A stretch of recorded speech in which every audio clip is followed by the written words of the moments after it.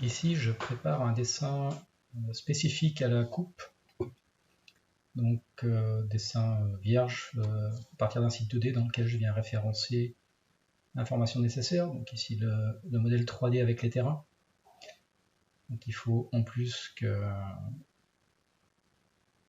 j'ajoute l'imbrication, bien sûr, pour voir le modèle 3D. Je rends mon terrain actif comme d'habitude, donc j'ai le modèle 3D, même si je n'ai pas besoin de le voir ici.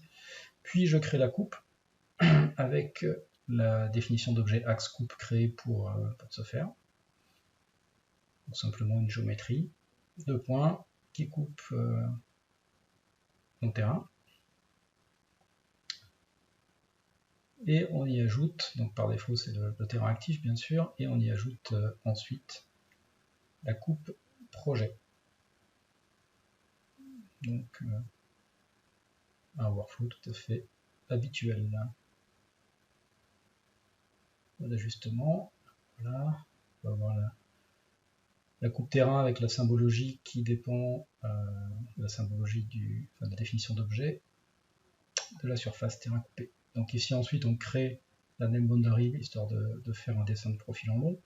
Donc je prends un truc de base, type coupe à 3 centièmes, et je règle quelques paramètres, comme l'origine extrémité, la longueur, je veux un seul profil, peu importe si ça rentre pas dans la page pour l'instant. Peut-être rajouter un petit peu de hauteur pour la notation qui doit se mettre dessus. Voilà, petit réglage habituel des coupes. Je veux qu'une seule page.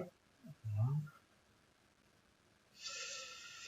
Derrière, bon, on peut utiliser directement le groupe d'annotation prévu pour. Et on a le résultat, sinon qu'on voit que les pentes sont à 0. Ouais, on le verra plus tard. Donc ici un petit réglage pour la feuille éventuellement. On enlève le cartouche, on rajoute le sien si tout n'a pas été prévu pour. On agrandit, on personnalise le format. Donc ici, si on revient comme on voit là sur le plan, les pentes sont à 0. Donc simplement, c'est là où ça demande la toute petite manip pour indiquer que le profil en long, en fait, qui est une coupe TN, devienne une sorte de géométrie.